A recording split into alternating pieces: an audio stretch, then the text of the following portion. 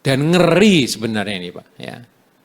Ngeri kalau kehidupan berbangsa bernegara yang impact-nya itu luas ke 200 juta orang Indonesia itu, kalau kemudian yang diyakini benar itu adalah Fasluddin Anil Hayah ini Pak. Karena bisa dibilang yang mengatur diri kita sendiri itu jadinya manusia itu sendiri Pak.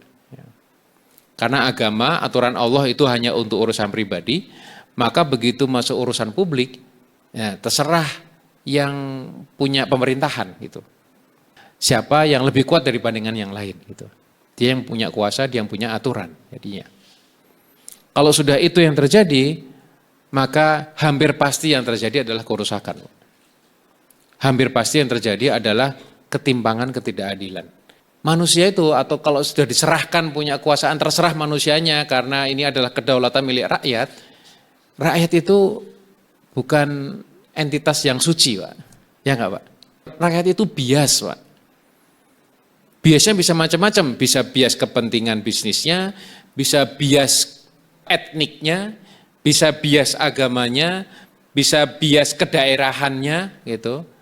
Ya, atau bias kedekatannya dengan temannya seseorang begitu, sehingga kalau disuruh membuat hukum yang mengatur impactnya ke ratusan juta orang, 200 juta orang Indonesia misalnya, ya pasti akan ada biasnya juga gitu.